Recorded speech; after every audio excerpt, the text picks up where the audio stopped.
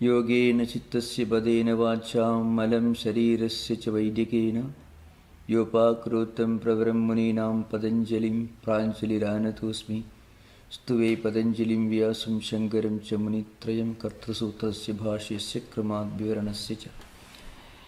We were discussing the 25th sutra of Kaivalyapada, the 4th chapter. We just started. Tada vivega nimnam kaivalya pragbhavam chittam. So that is the 25th sutra. The literal meaning is then at that time. So we reach a stage which is very close to liberation, kaivalya bhava. So it's a reference to the 24th sutra, Viveka Darshinaha Atma Bhava Bhavana Nivrittihi.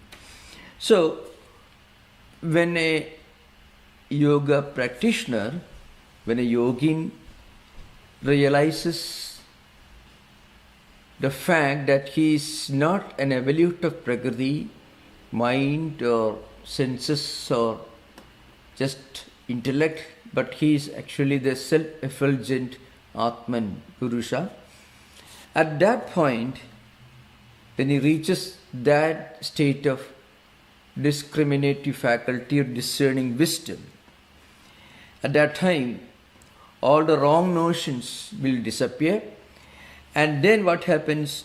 That's a state when the mind begins to gravitate towards proper understanding. This is the implication of this 25th sutra. Now, what it means is, when we practice the Viveka and Vairagya, non-attachment and this discerning wisdom, then mind becomes calm and quiet. Mind loses its natural tendency to waver, to change emotionally, to get confused or facing conflicts. That situation goes away. Mind attains a state of calmness and tranquility and peace. This is what really happens. Now, we can imagine in actual practice what this means. Normally, our mind creates many alternate realities in front of us. This is very often a fact according to our emotions and feelings, according to the wavering tendency of the mind. Because of the wavering tendency of the mind goes on creating alternate realities, and we identify with different changing phenomena. And this is what really happens when we face conflicts, doubts, skepticism, self-doubt, anxiety, and so on. When a person reaches this state, when he is able to transcend this wavering of mind, the emotional way of disconnected thought currents flowing in one continuous flow. Disconnected thought currents, that's very important. That's what happens to human mind. Thought currents come one after another, but they are disconnected. So that's what we call normally confusion, perplexity, anxiety, and so on. All these will go away, and mind enjoys a sense of peace and tranquility. We will go to this, we will come back to this subject when we discuss the 27th sutra, Hanam Esham Kleshavat Uktam. So, how to get out of this tendency of the mind. So that's one thing. So those who have got doubt, you can ask again. Of course, just I mentioned, we discussed this sutra earlier in the last session. 26th sutra is Tat Chidreshu Pratyandirani Samskarebhika. Tat means those obstructing emotions, obstacles, emotions and feelings that stand in the way of tranquility and peace, obstructions that create conflicts and anxieties in the mind, they what happens, they mislead us into believing in the wrong notion, believing the reality of this unreal worldly phenomena which actually come and go. So every minute when we experience an emotion, we completely identify with that emotion, and at that time we lose our true identity and we identify ourselves with every changing phenomenal entity. In fact, in real practice, this is what happens. I mentioned this earlier.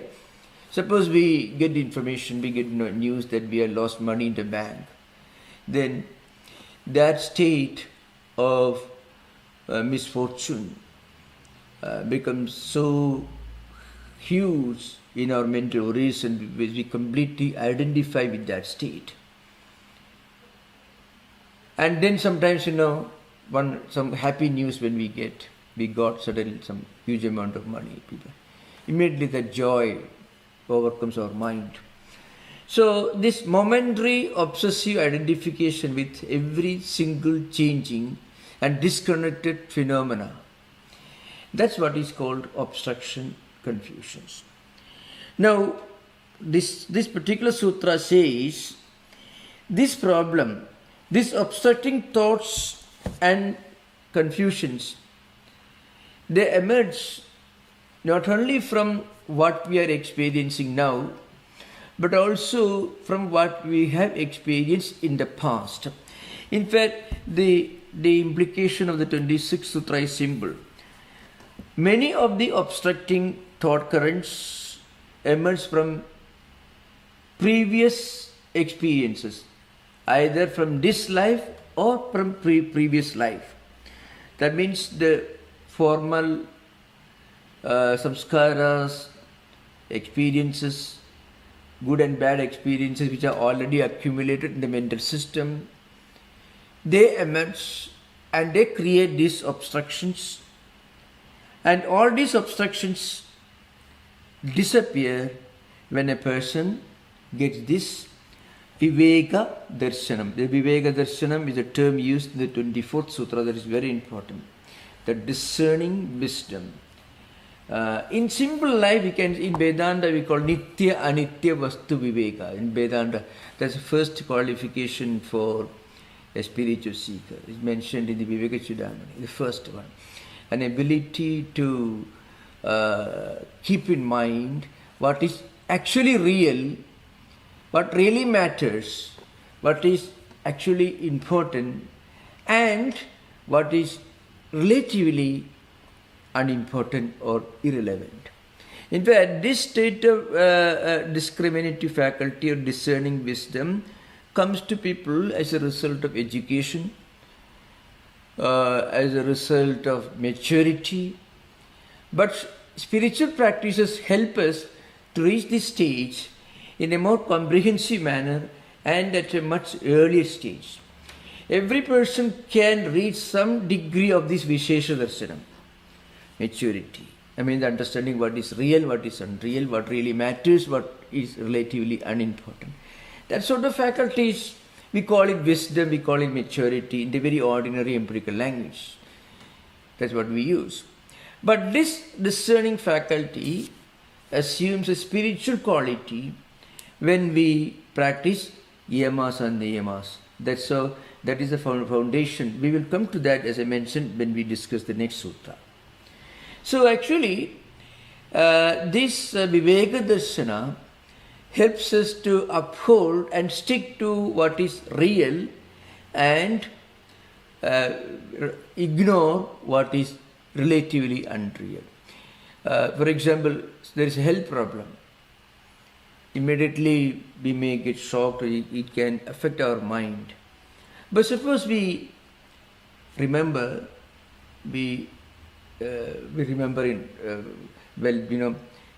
body is subjected to changes. body doesn't remain the same for too long. Health goes and returns. Of course, there is a stage when health is completely lost. That's due to old age, etc. But normally, every minor problem can have a solution, can have a remedy. This will forget when we get too much worried about a health problem or any similar problem. We get too much worried. We lose the job. Suddenly we forget that the state of joblessness is not going to be permanent. We may get a job again. But that is forgotten for the moment, and we identify ourselves with that state of being without a job. So now these samskaras, these feelings, these conflicting feelings can be a projection of samskaras. Now what is samskara? We have to keep in mind. I have to remind you again, there are fundamentally two samskaras that Patanjali is dealing with. Of course, the yoga philosophy is dealing with. One sort of samskaras which are relatively superficial, tendencies and impressions that influence our actions, feelings and thoughts, our speech and habits and so on. Mostly those samskaras are the hangover that caused by experiences that we have already undergone in this life. Childhood memories, memories related to young age when you study in college, universities, memories that remain in the mind, good and bad memories, both can remain in the mind, mostly coming from our own experiences during the early part of our life. One set of samskaras. And many of these samskaras may influence our mind, but we can feel them. They are more or less obvious. And frequently psychologists, psychiatrists can take you back to those memory levels, and then they can solve many problems of the mind by taking a patient to the early days, and then through counseling many of these problems can be solved. But yoga psychology speaks about another kind of samskaras, and those samskaras are not necessarily linked to our present life. They are much stronger, they go much deeper, and they influence our actions and thoughts in a way that is not so very obvious. They are invisible but strongly felt tendencies and impressions that we cannot really explain, that appear to be inscrutable, judging by our experiences. Now, some of the phobias, some of the obsessions, some of the good samskaras, you feel a great attraction to something higher, some spiritual, cultural, aesthetic, literary tendencies, which cannot be explained in terms of our training or our heredity in this life. So there are also good and bad samskaras. So now in this 26th sutra, Patanjali is talking about those samskaras which come from previous life cycles, and they are all accumulated in a system which is called karmasya. They actually create what we normally call karmic blocks. So karmic blocks are certain invisible mental phenomena that we cannot actually explain or easily find a solution with the help of psychiatric or psychological help. So tachidreshu, that means tachidreshu samskarebhyaha pratyantarani. So many of these obstructing thoughts, samskaras, they emerge from previous samskaras, previous tendencies which are maybe accumulated in our mental system, and these samskaras which are accumulated in the karmasya, which are spread over several life cycles, which can have impact on our experiences for several life cycles, they find fulfillment, not necessarily in one life but in several life cycles. So those samskaras are very strong, and when a person reaches this viveka darshana, the viveka khyadi, one gets out of this. And that is what actually leads us to the fundamental spiritual goal of yoga, that is Hanam Esham Kleshavat Uktam. That is the 27th sutra. So this is an important thing to remember.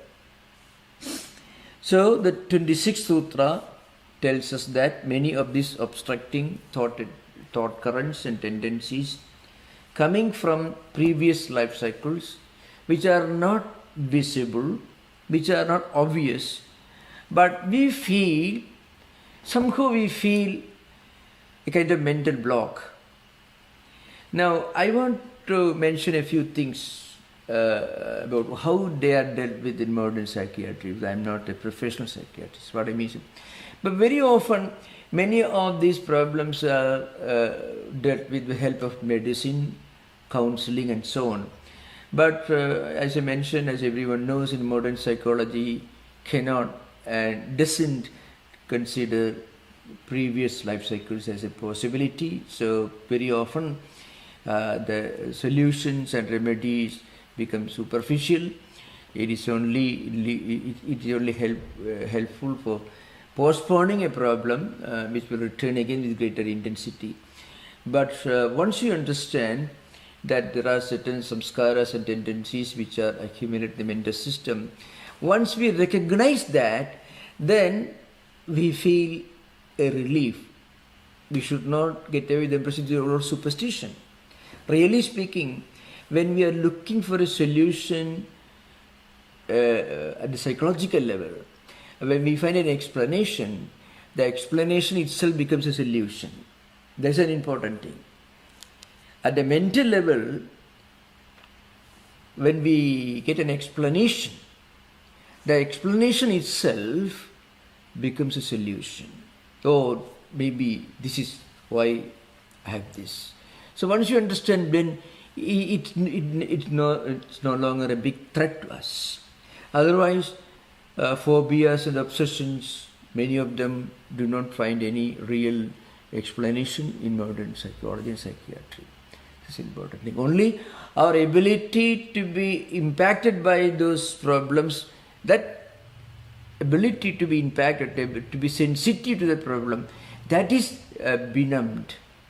And that actually damages the mental system. On the other hand, once we understand, well, it may be due to some samskaras, tendencies coming from another source, not this life. Once we understand this, then we are able to accommodate that problem into our system, then the problem is gone. That's why we are able to accommodate the problem as a possible solution. Then the problem no longer exists. That's an important thing to remember. Tachidreshu pratayandrani samskare. Samskare here means obstructing thought currents coming from samskaras, which are coming from another former source. That's the implication here. Which we call karmic blocks. Now, what is a karmic block? Karmic block is an invisible obstruction, a state of helplessness. But once we understand the possibility of a karmic block, once we get an explanation for it, we are free from it. That's an important thing. We are free from it. We find an explanation for something that we could not really explain earlier. So the 27th sutra is very important because it will take us back to the original purpose of yoga practice. 27. Hanam Esham Kleshavat Uktam. Yesham Hanam. So, Yesham of this. Here, the implication is Vitthana Samskaras. That's a real, that's what is referred to in the word Yesham. Of these. This is a 6th case. Sashti Vibhakti Bahuvajana. Means of these. Of what? Vitthana Samskaras. What are Vitthana Samskaras? Certain old samskaras that emerge the mental system from time to time, prompting us to do certain things, prompting us to think in a certain way, immediately that obstructing thought currents can be neutralized by a nirodha samskara. Nirodha samskara is something that takes you towards yogaha chitta vritti nirodha. Nirodha samskara helps us to transcend, to free ourselves from the negative samskaras, conflicting samskaras, which are vyuthana from previous life cycles, which are mostly from karmashyas.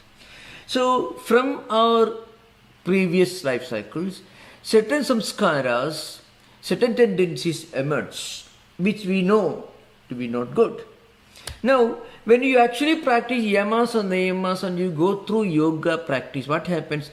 A counter samskara, a counter mechanism is developing in our mind.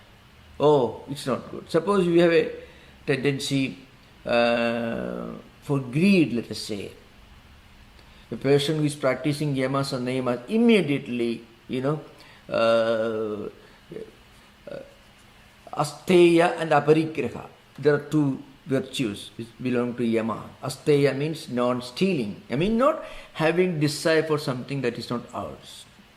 Aparigraha means it is non-possessiveness. I mean non-receiving of gifts. That's a literal translation. But what it actually means is not having too much of desire for things without any discrimination. Going after things though we don't need them. That tendency is gone when you practice aparigraha. And again, secretly having a desire for something that's not ours. That is gone when you practice asteya. So what happens, when you get established in these yamas and niyamas in the Ashtanga Yoga, what happens is tendencies related to greed, the possessiveness, will be immediately neutralized by a counter tendency. Why? Because you're practicing asteya, aparigraha. Oh, I should not receive things which I don't need. I should not have a desire for things which are not mine. Non-stealing and non-possessiveness. Again, always being anxious, dissatisfied, skeptical, doubtful. Immediately we practice, santosha, contentment. Being always contentment is important virtue. So the contentment, the santosha, is a counter virtue. It crushes, it destroys the impact of skepticism.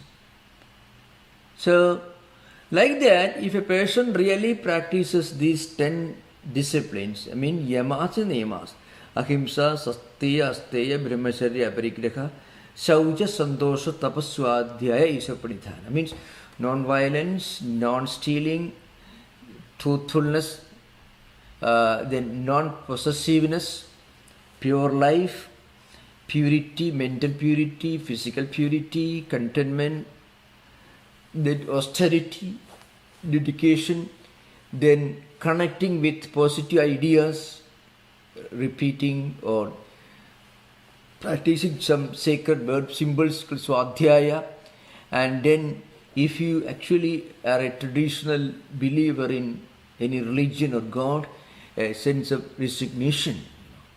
So what happens? That completely neutralizes all these vitthana samskaras. So vitthana samskaras are actually conflicting tendencies that emerge from mental system again and again, which should be transcended for spiritual progress, for attaining spiritual progress. So nirodha samskaras will neutralize vitthana samskaras. How this happens, we'll find out very soon. So esham hanam means this solution, getting rid of this happens. Klesavad uktam. So it is a reference to one sutra. It comes in the Sadhanapada, the third sutra. Avidya asmida raga dvesha abhiniveshaha kleshaha. Kleshas are described in the third sutra of Sadhanapada. Avidya, ignorance, of course, ignorance should be taken as the fundamental problem of mistaking ourselves to be an evolute of Prakriti. Either we mistake ourselves to be the emotions from the mind that emerge in our mind, or we identify ourselves with some sensory objects, that is one of the Panchamahabhutas, or we sometimes we identify ourselves with our intellect that is appreciating or maybe not appreciating certain things. All these changing entities which are evolutes of Prakriti. That wrong identification should go away. Disappearance of that wrong identification is what is meant by Hanam in this particular sutra. So Asmita, Raga, Dvesha, Abhinivesa. Raga, Dvesha, Abhinivesa are to be focused here. Raga means extreme likes, infatuation, that spiritually and psychologically imprisons you, that makes you a prisoner. A person who has a obsessive infatuation, liking for certain things. Very often he knows that it is absolutely wrong to have that kind of attachment. Then it becomes more painful. See, when you are aware of the fact that it is wrong to be attached, and still you are attached, and you feel a kind of a tremendous, a deep sense of total helplessness. Drug addiction, alcoholism, extreme, attachment to internet in modern times, iPhone. Many of these things can take various forms of infatuation, raga, and becomes a klesha. It is actually an invisible chain that binds us. The problem is, we recognize it's a problem, but we cannot get out of it. Actually, if we don't recognize the problem, then it is possible to get out of it. When you recognize it's a problem and you cannot get out of it, actually it is a much more miserable stage. That is raga. Dvesha is opposite. The same thing is the other side of the coin. This kind of phobia, different phobias and different obsessions.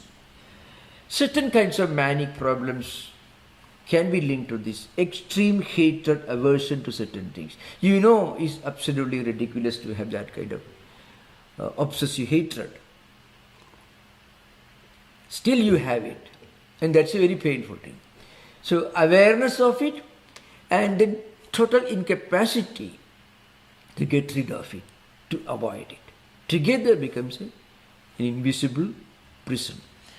Now, this should be got rid of. That's the real purpose of Hanam. So, those of you who have remembered my introduction to the Sadhanapada will remember. We discussed the fundamental goal of yoga is Chitta Vritti Nirodha. And going beyond the vrittis, going beyond the Vitthana Samskaras. Vrittis and Samskaras are interlinked. When you are free from vrittis, you are also freed from Samskaras. Then also you are freed from kleshas. After all, these kleshas, raga, dvesha, abhinivesa. Abhinivesa is a tendency to avoid, to run away from. Raga, you move towards something. Dvesha, you fight it. Abhinivesa, you avoid it out of fear. So these are the three foundations of these kleshas. And our vrittis and samskaras take different forms based on these kleshas. So that's why Patanjali in this sutra, we are coming to the end of it actually. Hanam esham kleshavad uktam. We already mentioned earlier, uktam means, actually it's a reference to Sadhanapada 10th sutra, I think. Okay, that we don't have time to go through them all. Anyway, I shall try to explain here. Now, what is this Hanam? What is this freedom? First of all, we discussed the dukkha chadurvyuha. These 4 types of dukkha. More or less, it runs parallel to the Buddhist doctrine. That means all experience is dukkha. Now, one important word in this, heya. Heya is that which is to be eradicated. That is future dukkha. I mean, all problems that stand in the way of our coming back to our true identity, that is, we are Purusha, we are not vrittis, we are not vasanas, we are not samskaras, we are not the mind or emotions and feelings or external sensory objects. We are that Purusha. Okay, now, but we have a wrong notion. We identify ourselves with different evolution of Prakriti. And that is to be eradicated, that is heya. Then, heya hetu, I mean, the cause of this dukkha, the cause of this problem, that is association between drashta and drishya. And it associates called avidya, which is the fundamental origin of kleshas. Hanam is eradication of this dukkha. That is the meaning of hanam. The word is used in yoga.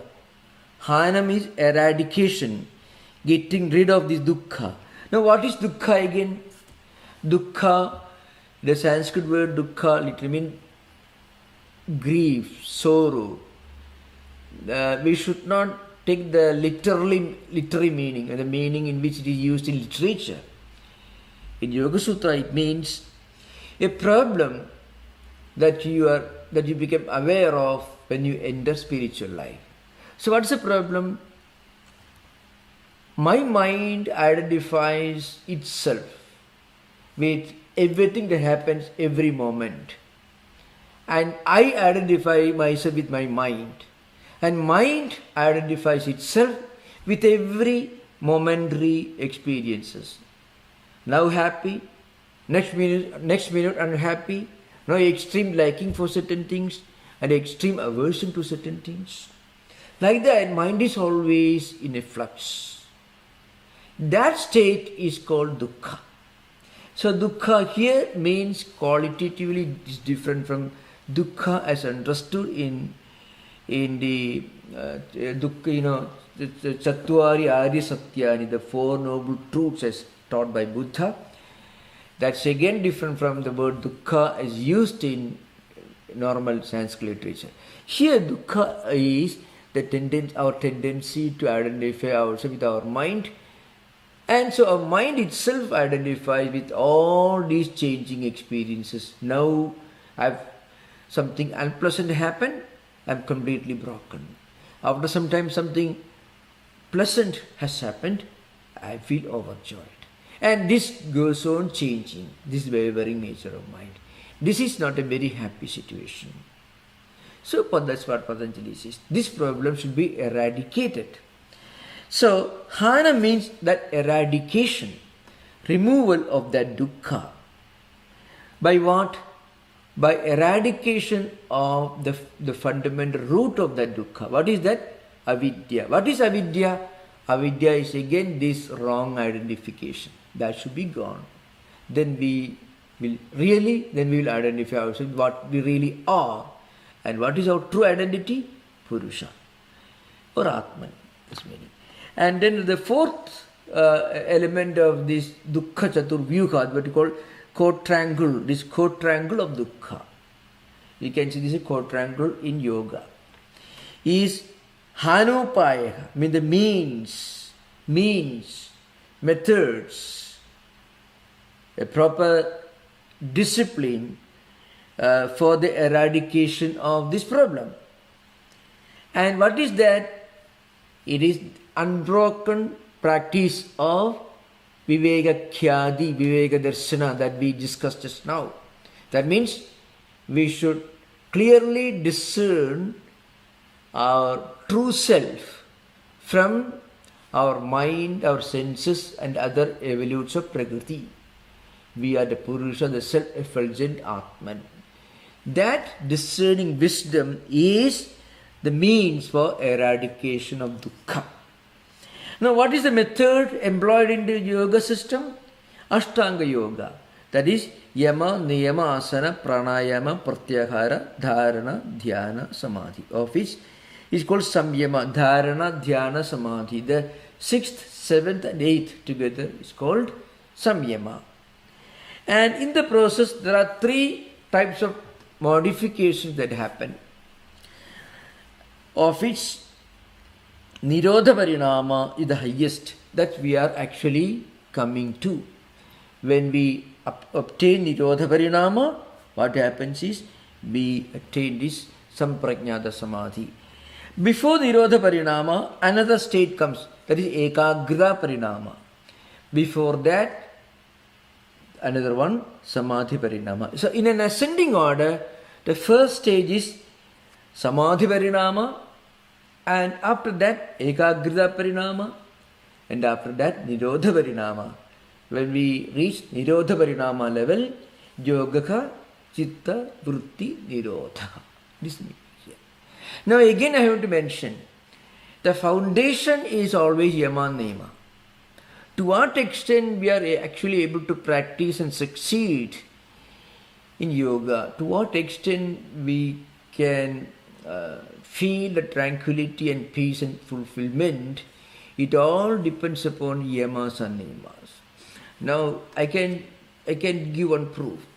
You can read the life of any great saint or mystic of any tradition.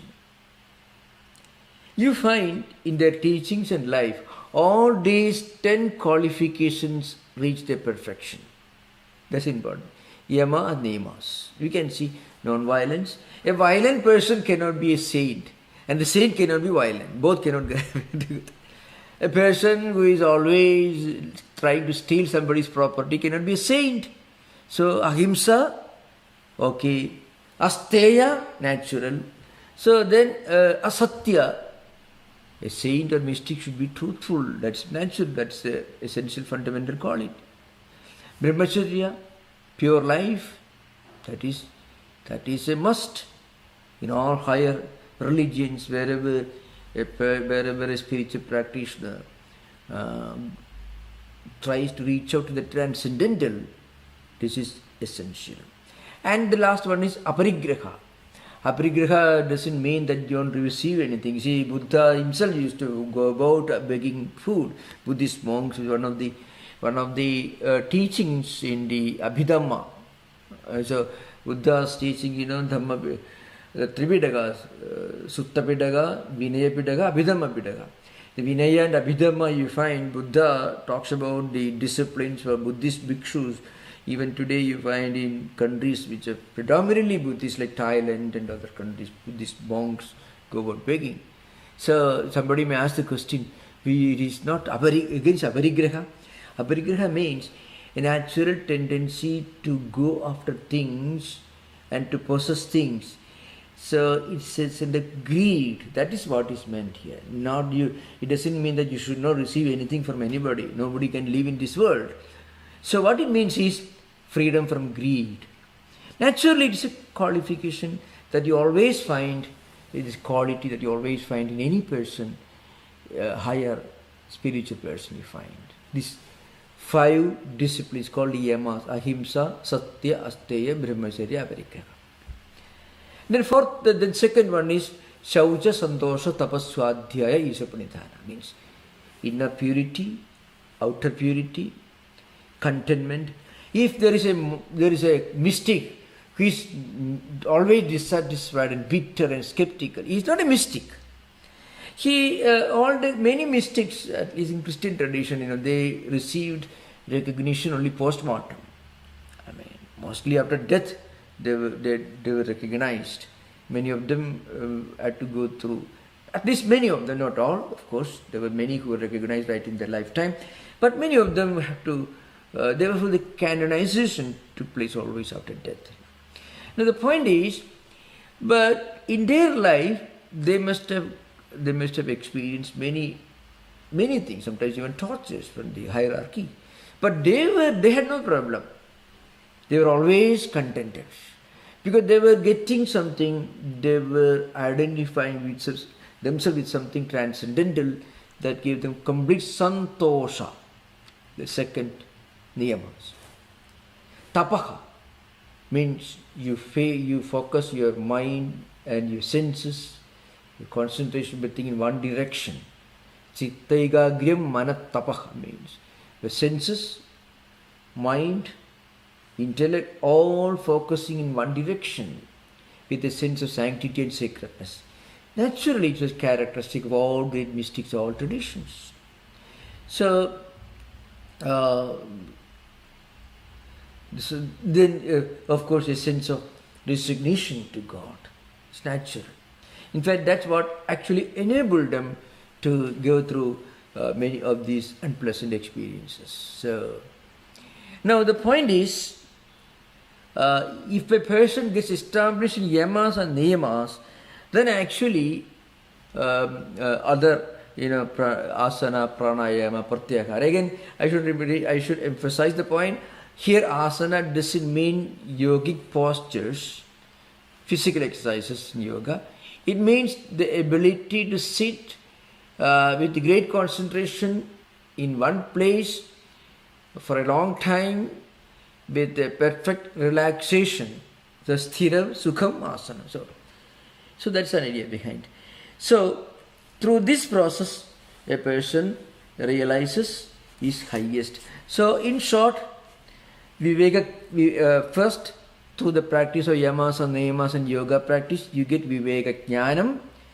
Then all vitthana samskaras are completely transcended because you get viveka jnanam. Viveka jnanam, the discerning wisdom, helps you to neutralize all vitthana samskaras, obstructing samskaras and tendencies, and then you get to establish nirodha samskara.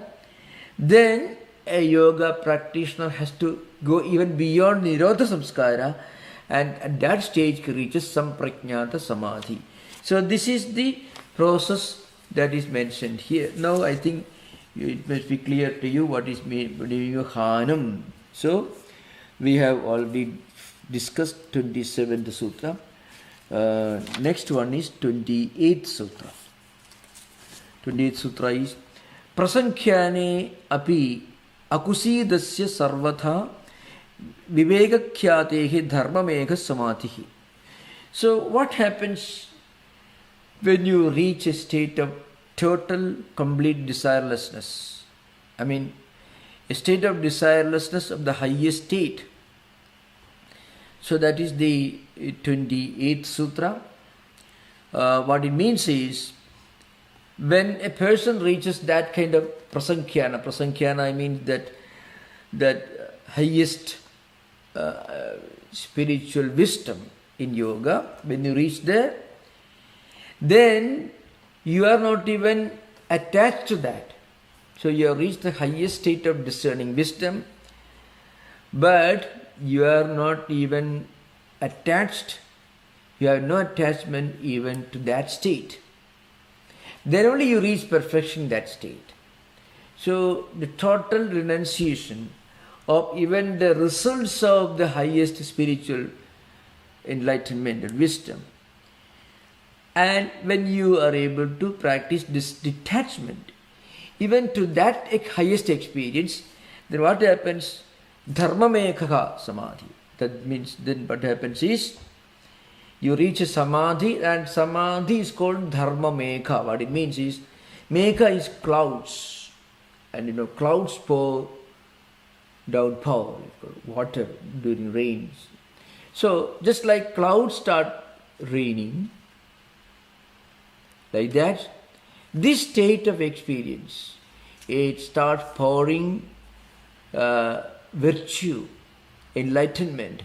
It means it's a manifestation, complete manifestation of spiritual enlightenment. Maybe perhaps we can have a look at Vyasa's commentary on this sutra. It's brief, but it is important in some ways. It's important. Prasankhyane api akusidasya sarvatha vivekakyadehi dharma mekha samadhi. This is sutra. So prasankyana, I mean this viveka khyadi, it gives us this great siddhi, this great state of concentration called dharma mekha. So one should remember always. Some students ask this question, so is it at one stage? Now I reach another stage, just like go to school, first grade, second grade, third grade. It is not that kind of graded evolution.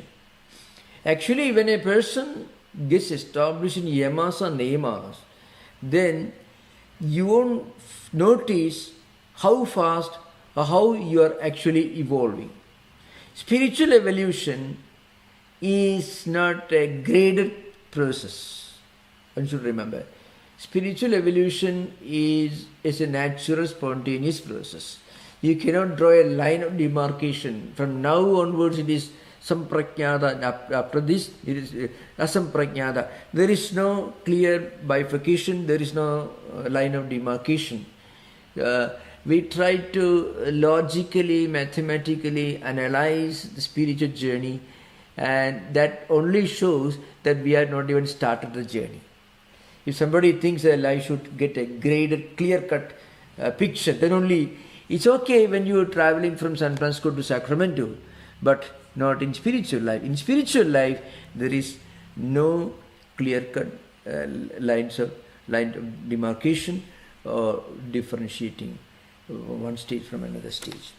So here it says, Bhashim, Yadayam Brahmanaha Prasankyane Abhi Akusidaha. Akusidaha means he has no desire, totally desireless. Such a person, he is totally disinterested even in this omniscience, this higher enlightenment. And when he becomes totally established in total detachment, he is totally disinterested, even in the highest state that he has reached, then only he attains total enlightenment. And when this happens, he reaches a state of samadhi, it's called dharma mekha. So, prasankyane api akusidaka. He is not even interested. He is not attached or obsessed with his higher state. To be very frank with you, one important characteristic of a true yogi is he may talk about many international subjects, but he will not talk about his own spiritual journey. I have a kundalini. You find frequently often in classes. Fortunately, I would say it's also a great learning occasion for me. People write emails, they come here, they say they have reached the kundalini up to this stage, now what next? And we have already reached one stage, and that only, you have to be patient, you have to be very, very sympathetic, then you have to explain to them. And some people come and tell you we had a vision of Shiva. They read a book and then at night they dream and they think Shiva appeared to them. This happens to many people. So one should remember that if a person makes a proclamation about his spiritual achievement, there's a clear proof that he has not even started his journey. That's an important. If you want any proof that a person has not even started his journey, you can only this proof. I mean, he's sharing his experience and all these things. So this is an important thing to remember. That's why this sutra is very important. So akusida means a person who is totally disinterested, totally detached to his own spiritual experience. Even that person alone gets this real knowledge. It's an important thing to remember. So that's why tatopi na kinjit prarthayate. And he's not praying, he doesn't want anything. He doesn't want anything. Na kinjit prarthayate tatrapi viraktasya sarvatha vivekakyatihi evas bhavati iti. Similarly, that person gets total freedom from wants. That's the meaning here, Viraktasya sarvatha vivekakyati. Virakta means a person who is totally detached completely. So, yes, accomplished the highest, but himself is not so much bothered about that. He's not too much worried about it. In fact, in a way that is true even if you stretch your imagination a little further, even in empirical knowledge, suppose a great scientist, does he go about telling that I am a great scientist? Very rich man, very rich person, maybe a billionaire, a trillionaire, he goes, oh, I am a very rich man, a very highly educated scholar, does he go, I am a great scholar? The very fact that he wants others to know that he's a great scientist, he's a scientist, but not a very great scientist. Maybe a scientist, but not very great. So when you actually reach a very high level of perfection or achievement, then you are very reluctant to admit your own achievement. In fact, that's a proof of the fact that he has gone a little beyond the empirical, the normal level of achievement. This is a great artist. He won't go about telling I'm a great artist. Actually, in advertisements, if we say, if you did Trader Joe's or any of these things are advertised, itself the advertisement itself a proof that things are very good, but not as good as it is being advertised. Otherwise, there is no need for advertisement, really speaking. So, even in empirical field, you can see when you reach a very high level of perfection, then you are disinclined to show off or to proclaim, to make a statement about your achievement. That applies in a much more intense fashion in this particular context. That's why prasankhyanē api akusidaha. He is not even, he doesn't even identify himself with his great achievement. He is totally disinterested, he is detached. Tatopi na kinjit prarthayade. He doesn't want anything. Tatrabi viraktasya sarvatha vivekakhyatihi eva bhavaditi. So when the person reaches that state of omniscience, still he doesn't want anything, he attains the total freedom from wants. Then what happens is, iti samskara bijakshayat na asya pratyantirani upapadyate. Samskara bijakshayat. Because the seeds of all samskaras are totally gone, have disappeared, destroyed. I mean, even the seeds of desires are completely gone. So, he attains total freedom. If its seeds are only burned, that's not enough. Sometimes seeds may be kept away from fertile soil, but if they actually fall on fertile soil, it may sprout. So a person may be able to practice a lot of spiritual disciplines if the circumstances are favorable. That's fine. But if the circumstances are not favorable, then that person may not be able to meditate, because the desires are there, and desires can fall on fertile soil, and the sower of the seed parable, the New Testament you find. So, like that, if the seeds happen to fall on fertile soil, they may sprout. This is a great danger. But in the case of such an accomplished person who has reached the vivekakhyadi and prasankhana, this higher spiritual attainment, he becomes totally free from all desires.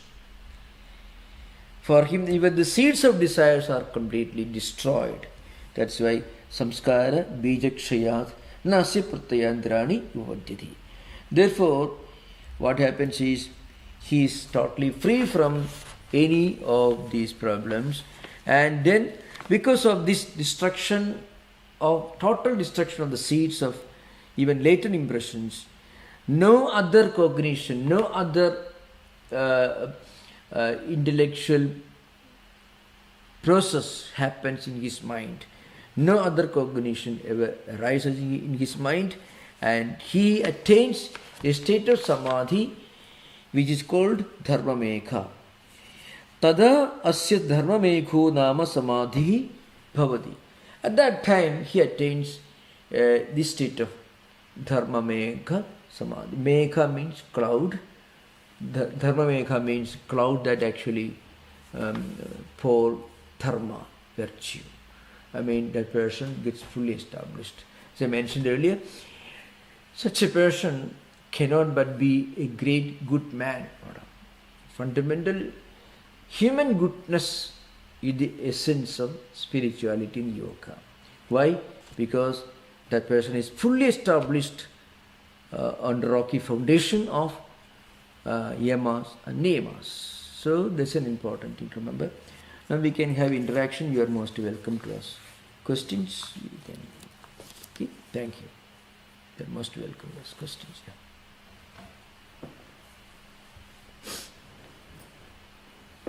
Kathleen first. Go ahead, Kathleen. Thank you, Swamiji. Yeah. I've been wondering about the word discrimination. It seems to me that the mind is needed for discrimination. Yeah. You need to observe and then evaluate, and then through inference, logic, so forth and so on. But according to this, the mind is becoming more and more quiet in this process. And you said a few classes ago that at some point the Purusha starts reflecting on the yogi. And my sense is that closer that the yogi gets to Purusha or the Atman, that there's some sort of absorption taking place. And so I couldn't quite figure out, if the mind is quieting, how does this discrimination happen? Because it's still quite, even to the end here, the word discrimination is so important. And tonight I'm sensing that perhaps it's an experience. We're no longer, the yogi is no longer thinking, but it's more of an experience that's happening. And what's needed is a choice.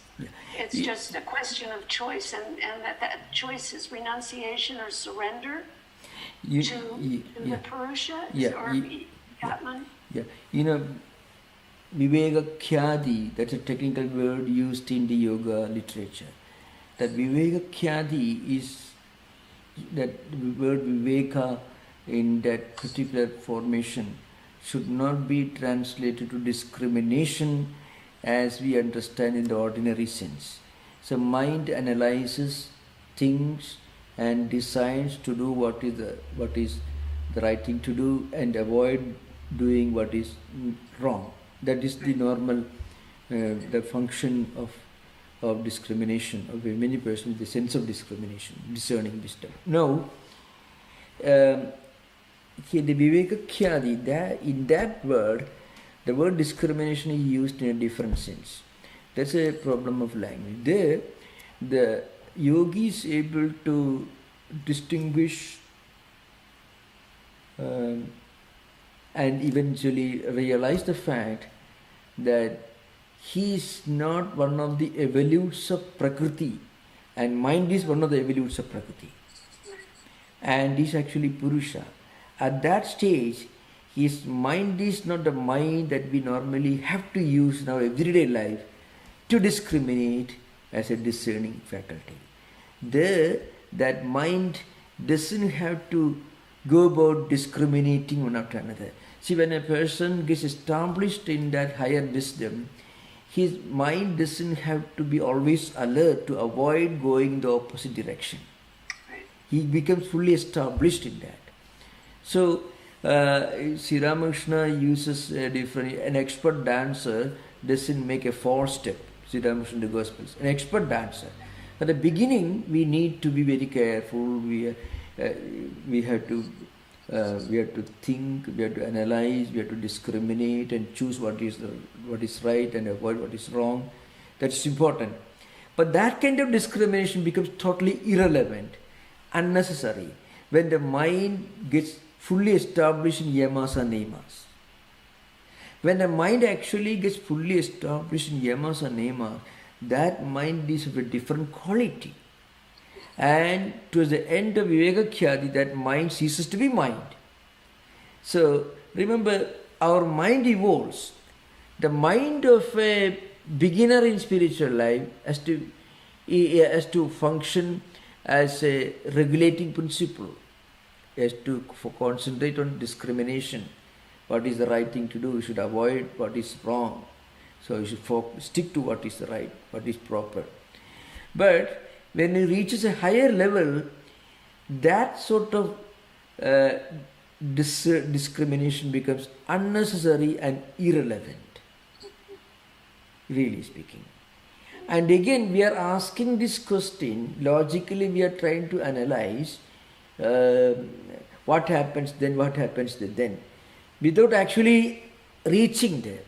So that problem should be kept in mind when we read Yoga Sutras. Even a spiritual seeker gets fully established to some extent, even not fully, but to some extent, if he gets established in yamas and niyamas, that person's mind is of a different mind. Different mind. See, he's established in Satya, in Yama, one of the Yamas. He's fully established ahimsa, non-violence. He should not always think of avoiding doing harm to anybody, because it becomes mentally, psychologically impossible for him to do anything harmful to anyone. So he should not always, I should not hurt anyone. He should not do that. Buddha doesn't have to go about keeping himself away from any act of violence, because non-violence is second nature. He doesn't have to be alert to avoid doing anything violent, because non-violence is nature.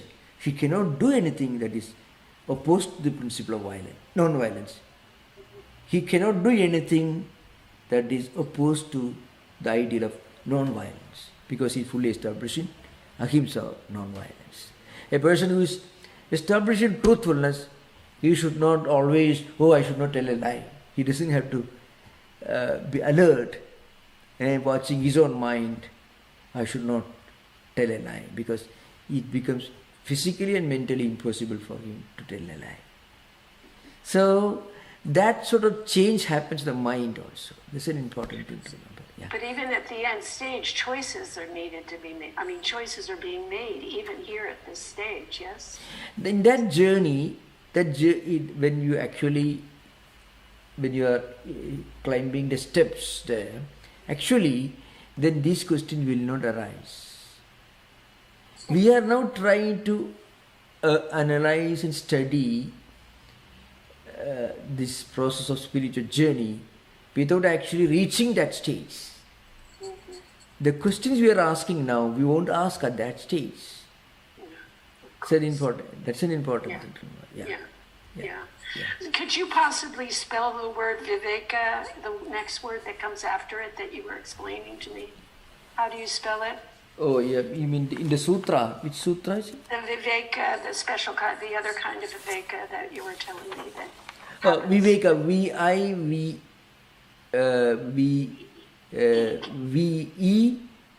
viveka. Viveka khyati, K-H-Y-A-T-I. Thank you. That's how, Thank yeah. You. Viveka khyati. So, okay, thank you for the question. Thank you. Appreciate it. Yes, thank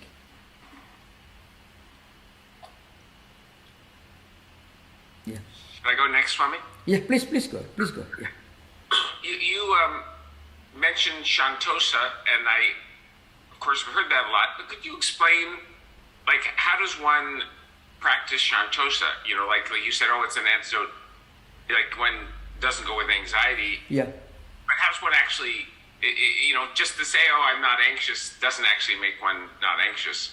So how does one actually practice? Yeah. What are the mechanics of that? Yeah. It has two levels. First, when we talk about practicing contentment, it implies that we should not we should not aspire for things without any discrimination. We should not indiscriminately keep aspiring for things. That's one meaning. But santosha in its higher sense, in the yoga sense, means you reach a state where you won't feel the need to aspire for anything else. That state of total contentment. where you won't feel the need to aspire for anything else. That state of total contentment. So that is a very high state of spiritual evolution. That's what a yogi is trying to achieve. A state where he won't feel the need for anything else. That is fully established in anything else. Total freedom from asteya, total freedom from aparigraha and santosha. Santosha is a niyama and asteya and aparigraha are niyamas, but they are interlinked. A person who practices total asteya. Asteya means literal translation should be understood first, the non-stealing. But that is only one fragment of the implications. What it means is, we won't have any desire for things which are not ours, which belong to somebody else. Aparigraha means non-receiving of gifts, literal meaning. But means not having any possessive tendency, not having any greed. Now, these are attitudes of a person who is fully established in contentment. So you reach a state where you don't have any special aspiration for anything. So that's again not a kind of insensitivity. It comes along with a sense of total tranquility and peace. Such persons are not inactive or lazy or insensitive. They are capable of doing great things, achieving great things. Many of the great achievers in spiritual history, in history of spirituality, were great yogis. They didn't do anything for themselves, but they did great things. Even the temple. That's like Swami Vivekananda seemed to have lots of, not very much peace. Swami Vivekananda seemed very... Swami Vivekananda's life was a drama that he was himself playing. Swami Vivekananda's life was a drama that he was playing. If you read Swami Vivekananda's life, Sri Ramakrishna's life, see, he wanted to remain in a state of samadhi all the time. The Sri Ramakrishna said, no, you have something to do. You have a great work to do. And then Sri Ramakrishna said, he gave him a state, he gave him a sample of the highest nirvikalpa samadhi when we just met during the early part of his life. Then Swamiji wanted to remain in that state. But Sri Ramakrishna told him, no, you have to do some work. Now, till you finish that work, I shall keep this state, this experience, hidden from you. I won't. He's been in a metaphoric language. He says, I shall keep it under lock. And then to the end of his life, in 1902, in July, in the month of July 4th, Swamiji passed away.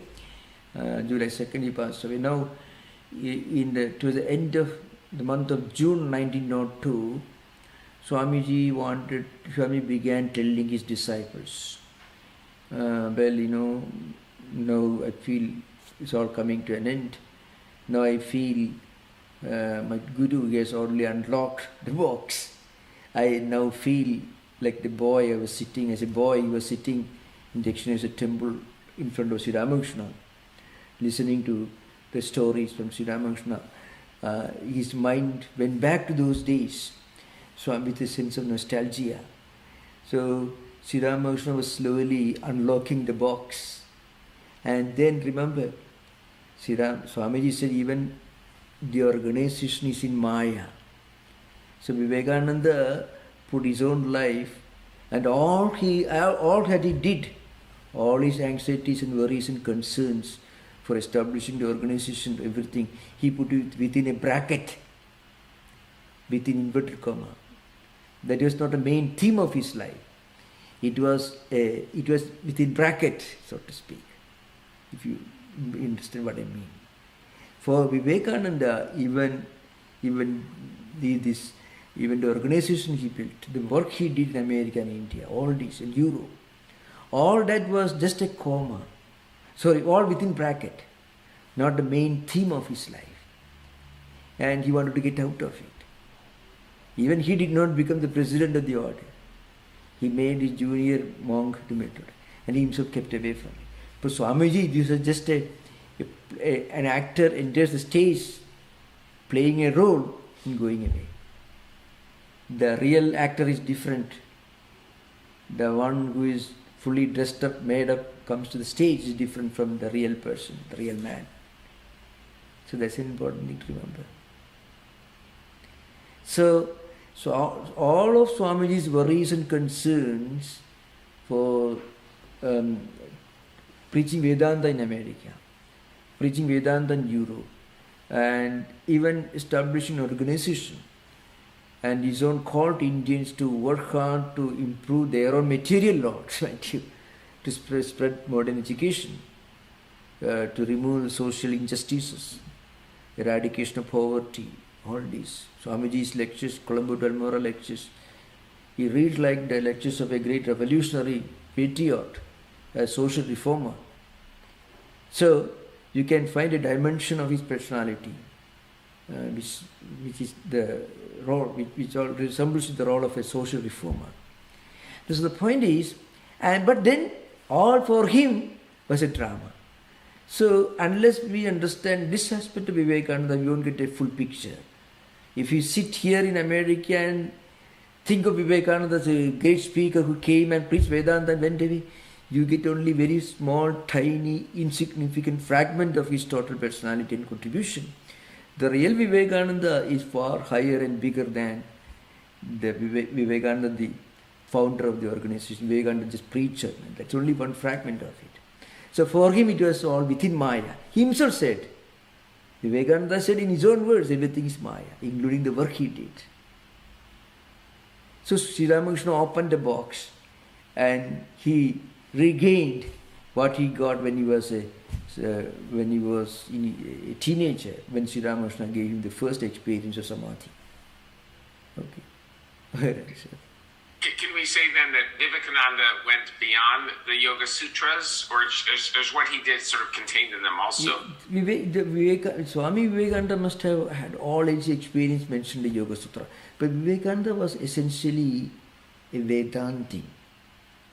And so you'll be surprised when I tell you, all the great Vedantins were masters of yoga practice.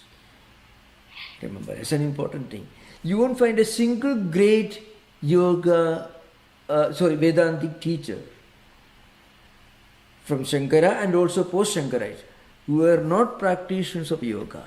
If you go to Madhusudana Saraswati, the last dialectician in Vedantic tradition who lived in 16th century, he elaborately discusses Yoga Sutras in his Gudartha Deepika, his commentary on the Bhagavad Gita. Shankaracharya wrote Vivarana. That is again a super commentary on Vyasa's commentary on Yoga Sutras. When we recite the second mantra, Stuve Patanjalim Vyasam Shankaram cha Munitrayam Kartru Sutrasya Bhashisya Kramad Vivaranasya cha. There, that sutra, that mantra, that Sanskrit sloga tells you, it says that Patanjali is the Sutrakara, the author of the sutras. And Vyasa is the Bhashyakara, the author of the commentary. Bhashya means commentary. So Patanjali wrote the sutras, Vyasa wrote the commentary that we read just now, and Shankaracharya wrote a commentary following the footsteps of Vyasa. That is called Vivarana. So Munitraya means the triple foundation of the three sages connected to Veda, to yoga tradition. Shankara is one of them. So you find not only Shankaracharya, even his followers like Vidyaranya, Madhusudana, they were all great masters of yoga. So, and another thing to remember, I mentioned this earlier, people sometimes feel pain when I repeatedly tell them that yoga finds its fulfillment only in Vedanta. It is a philosophical fact, it's a spiritual fact. That's an important thing. Because yoga is essentially a dualistic system, a pluralistic system. But Vedanta, Advaita Vedanta is a monistic system. So yoga finds fulfillment only in Vedanta. That's why Vivekananda arguably the most eminent practitioner of yoga in modern times, because he was the one who actually introduced yoga to Western world. He brought yoga outside Indian subcontinent. And that Swami Vivekananda himself, in his commentary, in his writings, he links yoga with Vedanta. So very often when he explained or described Purusha, he often links that Purusha ideal to the Atman ideal of Advaita Vedanta. On the other hand, if you read, other commentaries, they are very good commentaries, but they do not necessarily link yoga with Vedanta. Of course, great commentary Vajaspati, Vijnana Bhikshu, and others, especially Vijnana Bhikshu, he connects Yoga Sutra with many of our devotional literature like Bhagavad Gita and other ones. He Puranas and all he quotes. So this should be kept in mind. Yoga Sutra is a framework. In Indian philosophical system, everything is interlinked. That's important. Everything is interlinked. There is an integral approach to philosophy. Please, Bobby, please. Yes, thank you, Swamiji. Sanjay, our host, has kindly asked me to ask the questions from the YouTube audience. Yeah. And there are a number of them, so in the interest of time, I'm going to group them thematically so that you can address them. Yeah. One is, what's the difference between manas and buddhi? Oh, yeah. Now, in certain sutras, mana and buddhi are used interchangeably. But according to in Patanjali's system proper, prakriti is the source of evolution. Then Mahattattvam. Mahattattvam is very often interpreted as cosmic intelligence. So, in that sense, it is buddhi. And from that Mahattattvam, Ahankara. From Ahankara, for one aspects of Ahankara, mind emerges. From Sattvic Ahankara, mind emerges. From Rajasika Ahankara, the Panchatanmatras and the senses, Indriyas emerge. That's the idea behind. So, according to yoga system, buddhi is a higher faculty compared to mind. But that is true in Vedanta also. But in the sutra you find very often the word buddhi may be used frequently to mean mind. So that problem is there. So we should remember this is an ancient book. So it's not. So you have, when you read it, you have to understand it in the light of the commentaries, just like Upanishads. Yeah. Another similar question: are Dharma Mega Samadhi and Jivan Mukta the same thing? Jivan Mukta is a higher state. Jivan Mukta is a state asampragnata samadhi. It's going beyond this. Yeah. Another question is: if we go from waking state into dreams, then how could we possibly eliminate chitta vritti and attain Nirodha Samadhi in the dream state also? In dream state, we cannot do anything consciously.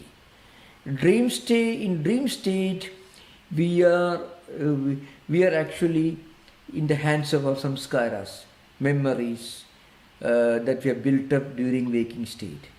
So, if somebody says in dream state, I want to speak, it is not possible. So you find, but dreams indicate where we actually stand. So you find in Sri Ramakrishna's life, some spiritual seekers and disciples, they came, and Sri Ramakrishna was very happy when some young disciples told him that they have some great dreams where they see sages, where they hear some sacred Om symbols and all that. Now so Sri Ramakrishna was very happy because he knew that means during their waking hours, they were actually meditating, thinking of higher things. That's why they had the great dreams, So that's a Sri Ramakrishna congratulates them actually. The reason maybe because we actually create the background for our dreams. Dreams are not duplications of waking state experiences, but they can never be totally detached from waking state experiences, in that sense. Yeah. Another question, did Patanjali get the knowledge from self-inquiring, or was he influenced by ancient passed-on verbal knowledge? We have to believe that Patanjali was a great saint who must have practiced the Vedantic teachings, and of course, one interesting thing I want to mention to you. That's a very it's a very fundamental difference. See, in modern times, if you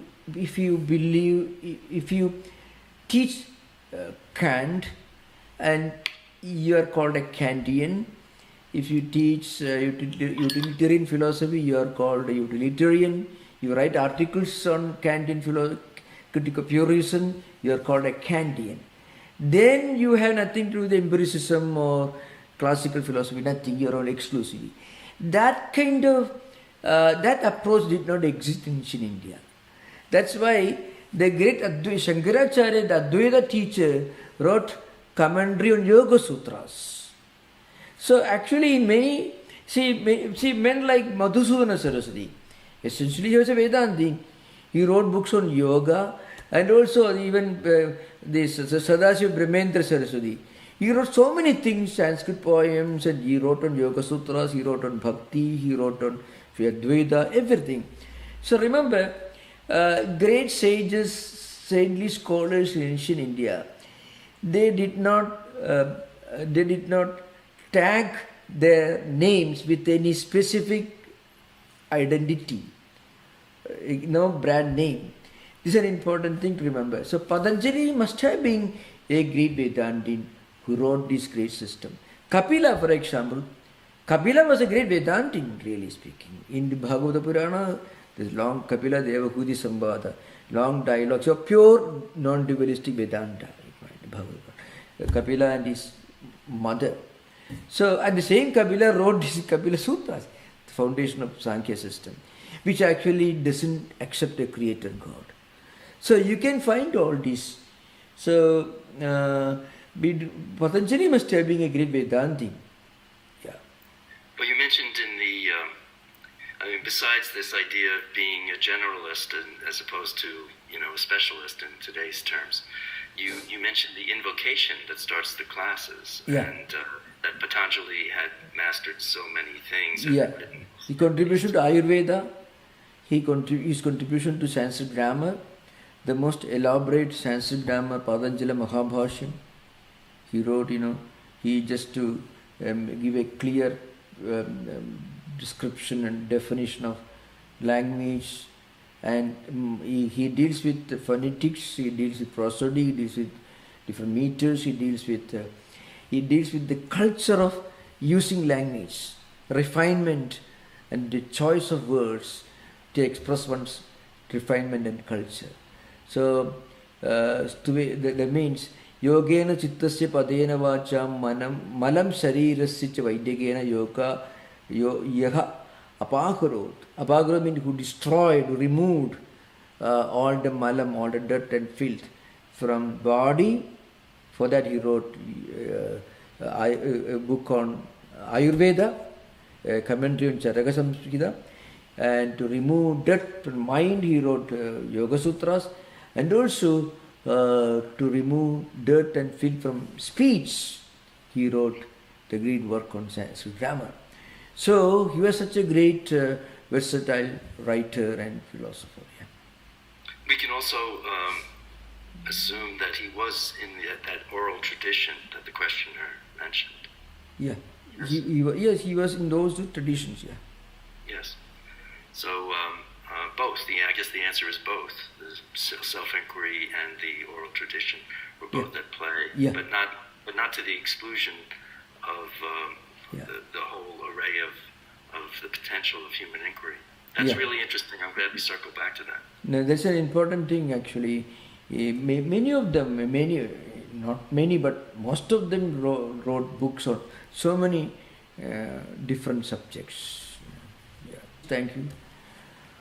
Om Shanti Shanti Shanti Harihi Om Tat Sat Sri Ramakrishna Arpanamastu.